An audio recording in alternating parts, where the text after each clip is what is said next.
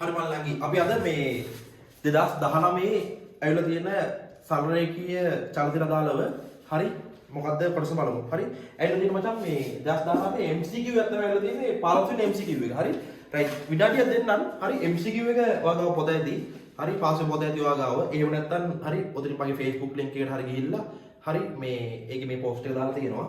එදිරින් මම page එක upload කරලා තියෙනවා. එදිරින් එහෙම බලන්න. රයිට් මොහොතක් අරගෙන විනාඩියක් කරගෙන ටක් ගාලා ප්‍රශ්න කියපු නැති මල්ල නම් කියනවා නම් ටක් ගාලා ප්‍රශ්න කියව ගන්න ඔය පොස්ට් කන්දා හරි මම ඒක ප්‍රශ්න බලන්න නැති කියලා මේ බලමු ප්‍රශ්න මාත් එක්ක කියවගෙන යමු රයිට්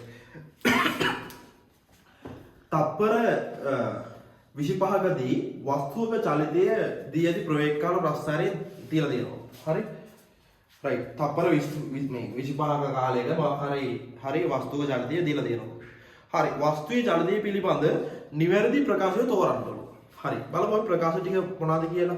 පළවෙනි එකෙන් දීලා තියෙනවා මල්ලියේ. වස්තුවේ මන්දනය තප්පරයට මීටර් 2ක් වෙනවලු. රයිට්. අපි ඇත්තටම බලමු වස්තුවේ මන්දනය තප්පරයට මීටර් 2ක්ද කියලා. ඔහොම කිව්වම ඔයාට මන්දනය කියලා කොහෙවත් ලියලක් නැහැ. හරි. ඔයාට මනසට එන්නේ නැති වෙයි. ඔයා මේක හරියටම තියරි කැලල හයිට් එකට ගෙන නැත්නම්. ඉතින් ඒ නිසා ඔයා අනිවාර්යෙන් දැනගන්න ඕනි මේ ඉරි කෑලි වලින් කියලා තියෙන හරි ඒ වගේ හරි තේරුම.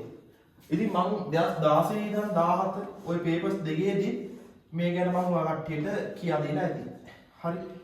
මෙතන ප්‍රවේගය, මේ පැත්තට කාලය, හරි. හරි මේ පැත්තට කාලය, එතන ප්‍රවේගය. දැන් මේ කොටස කවුරු හරි මල්ලි නම් කෙනෙක් මේවට තේරුම දානවා නම් අපිට වීඩියෝ එක ඉස්සරහට ගෙනියන්න. හරි. හරි කොහොමද බිඳුව. ඔහොම ප්‍රවේග කාල ප්‍රස්ථාරයක මෙහෙම උඩ පැත්තට රේඛාව තියෙනවා නම් මම විනාඩි කියන්නේ ඒකට ඒකෙන් කියන්නේ ඒකාකාර හරි තොරණයක් කියලා. ඒකාකාර තොරණයක තල තියෙන එතන ගිහිල්ලා කියලා. මේ කාලයට සමාන්තරව මේ පැත්තේ රේඛාව ඔහොම ගිහිල්ලා තියෙනවා නම් ඒකෙන් කියන්නේ ඒකාකාර හරි ප්‍රවේගයක් කියලා.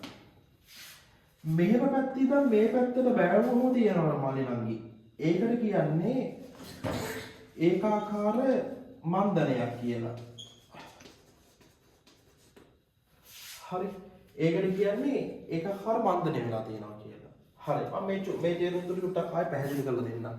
එතකොට මචං ඒකාකාර තොරණයක් කියන්නේ කොහෙන් හරි ස්ටාර්ට් එක බිඳු වෙන්නේ නිශ්චලතාවයෙන් පටන් ගන්න තියෙනවා.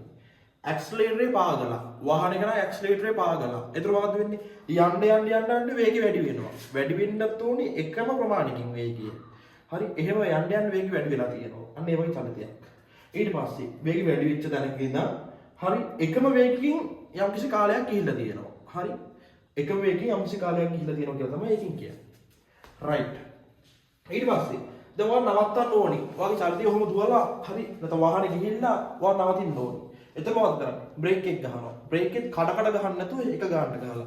නවතිනවා මම එක ගානට ගිහිල්ලා නවතිලා. හරි. එන්න එහෙම. හරි. එන්න එහෙම එක ගානට ගිහිල්ලා නැවතිච්ච චලිතයක්. හරි. කියන්නේ බ්‍රේක් කරපු චලිතයක්. හරි. ඒතර මන්දනය වෙච්ච චලිතයක්. හරි. ඒකාකාර මන්දනයක් වුණොම ඒ වගේ පෙන්නලා තියෙනවා. රයිට්. ඒතර අපි බලන්න ඕනේ මේකට දාලා මන්දනයට අදාළව ඉරි කැල හොයා ගන්න ඕනේ. ඒ ප්‍රශ්නේ තියෙන්නේ මචං වස්තුවේ මන්දනය දෙකයි කියලානේ. හරි. ඒ කැල හොයා ගන්න ඕනේ. රයිට්. එහෙනම් මචං මන්දනයට අදාළ කොටස මෙන්න මේ කොටස. මන්දනයට අදාළ කොටස මේ කොටසෙන් ප්‍රස්ථාරයෙන් වටලා තියෙන්නේ. හරි. දැන් ඒක මචං අපි හොයාගත්තා. දැන් මේ ටික මහන්න. හොඳයි. හරි. ඊට පස්සේ අපි බලමු ඇත්තටම මන්දනය දෙකයිද කියලා. හරි. අපි බලමු ඇත්තටම මන්දනය දෙකයිද කියලා. රයිට්. තොරතුරු ටික මේකෙන් ගන්න පුළුවන් නේ. ඇත්තටම මන්දනය සමානයි කියලා එහෙම වෙනම සමීකරණයක් නැහැ. හරි. ඒ කියන්නේ ත්වරණය අඩුවීමක් තමයි හරි ඍණාකයක් ආවොත් තමයි ඒකට මන්දනයක් කියන්නේ. රයිට්. ඒතර එකම දාන්න තියෙන සමීකරණය හරි මොකක්ද ත්වරණය සමානයි හරි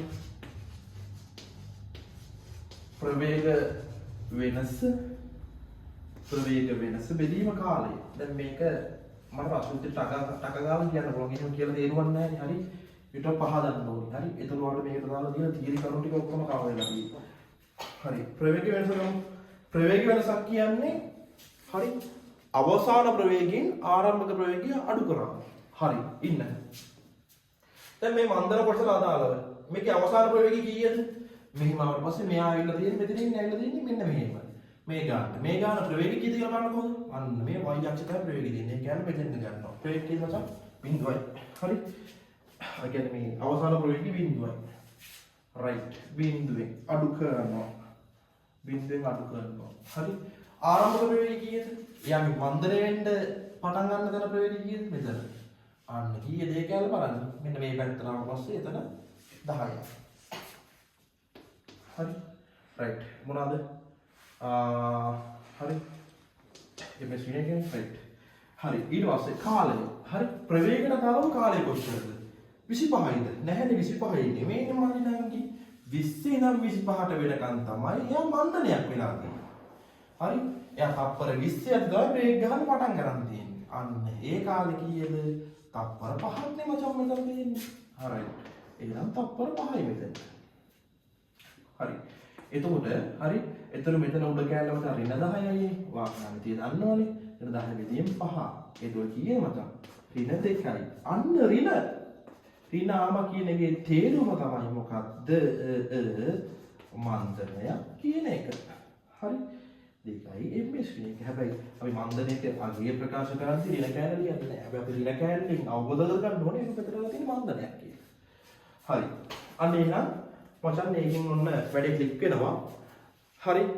වස්තුවේ මන්දනය තප්පෙට මීටර 2ක් කියලා. තමයි. හරි. තප්පර වර්ගයට මීටර ඉන්නේ. ඉතින් මෙතන s එකක් නෙමෙයි මුත් කියනවා තප්පර. හරි. එහෙනම් ඔන්න පළවෙනි උත්තරේම අපිට හරි කියලා ක්ලියර්ම තහවුරු වුණා. ඔන්න ඔය කැලල බලන්න. හරි. මම ඊටු ටික කරත් අරගෙන පහදලා දෙන්නම්. ඒතර ප්‍රශ්න උත්තරේ එක මචං. හොඳේ. තේරුණානේ? රයිට්. ඊට පස්සේ වස්තු විස්ථාපනය ශුන්‍යයිලු. හරි. වස්තු විස්ථාපනය කියන්නේ මචං මේ සම්පූර්ණ කොටසේ වර්ගඵලයනේ. හරි. මම කමං කරපු කලින් පේපර් සාකච්ඡාවලත් ඔය කැලල කියලා පත්‍යම් කළා. හරි. ඒ කියන්නේ බලන්න ඔයාලට ඒ මගේ වීඩියෝ 2016 වීඩියෝ සෙට් එක බලන් ආවොත් තේරෙයි. හරි. එකම දැනුමක් තමයි ඔයගෙන් බලාපොරොත්තු කරලා තියෙන්නේ. රයිට්. හරි. ඒතර වස්තු විස්ථාපනය ශුන්‍යයි කියලා අහනවා. ඉතින් එහෙම වෙන්නේ නැහැ නේ බලන්න. මේ ප්‍රස්තාරේ වර්ගඵලයේ බිඳුවක් කියලා එහෙම වෙන්නේ හිතන්න බෑ. හරි. මේකේ වර්ගඵලය ගන්න කොහොමද? ත්‍රිවිධයේ වර්ගඵලය. හරි. ත්‍රිවිධ වර්ගඵලය සමාන්තර පාත් දෙකේ එකතුව හරි දෙකෙන් බෙදලා හරි ලම්බෝසෙන් ගුණ කරාම එන උත්තරේ. එහෙම කරාම ඉතින් බිඳුවක් එන්නේ නැහැනේ. රයිට්. කොහොමද මම ඒකෙන්නේ නැහැ. හරි රයිට්. ඒතර හරි ඒකෙන්නේ නැහැ. ඊට පස්සේ හරි වස්තුවේ ත්වරණය තප්පඩ මීටර 10යි. රයිට්. අපි බලමු වස්තුවේ ත්වරණය කියන තරම කොයි කැලේ තියෙන්නේ? මේ කැලේ මචං තියෙන්නේ. හරි. චොක්කොත් එපා. ත්වරණය දාලා මෙන්න මේ කැලේනේ. හරි. මේ කැලේ 10ක් වෙනවද කියලා අහන්නේ. 10ක් වෙන්නේ නැහැ නේද? ප්‍රවේගයම 10ක් තියෙද්දි කොහොමද ත්වරණය කියන්නේ 10ක් වෙන්නේ නැහැ. හරි. ප්‍රවේගය වෙනසක්නේ. හරි. මෙතන එහෙම බෙදුවාම මේ ගන්න මේ කැලේ බෙදුවම මචං එහෙම වෙන්නේ නැහැ නෝ. මේකෙන් බෙදුවම එකන්නේ. ඒකත් වැරදි. හරි. ඊට පස්සේ වස්තුව හරි 10යි ms ඍණයක ප්‍රවේගයෙන් තප්පර 20ක් චලිත වෙලා. හරි 10යි ms ඍණයක ප්‍රවේගයෙන් තප්පර 20ක් චලිත වෙලා. ප්‍රවේගයෙන් ගිහිල්ලා තියෙන්නේ කොයි කැලේද? මේ කැලේ. ප්‍රවේගයෙන් තප්පර 20ක් ගිහිල්ලා. ඉතින් බලහකො මේක මෙතනින් බලන්න පුළුවන් මේ කැලෙන් මේ කැලට අදාළව තියෙන මෙන්න මේ තුනෙන්. හරි මේ කැලේ 20ක්ද? 10 ඉඳන් 20ට තියෙන්නේ 20ක්ද? නෑ 10 ඉඳන් 20ට තියෙන්නේ 10ක් නේ. හරි එහෙනම් මේ අවසාන උත්තරෙත් හරි අවසාන උත්තරෙත් වැරදි. රයිට්. එතන අපිට වැඩේ ක්ලියර් වෙනවා. හරි ප්‍රශ්න උත්තරේ හරි මන්දණයෙන් ගිහිල්ලා තියෙනවා.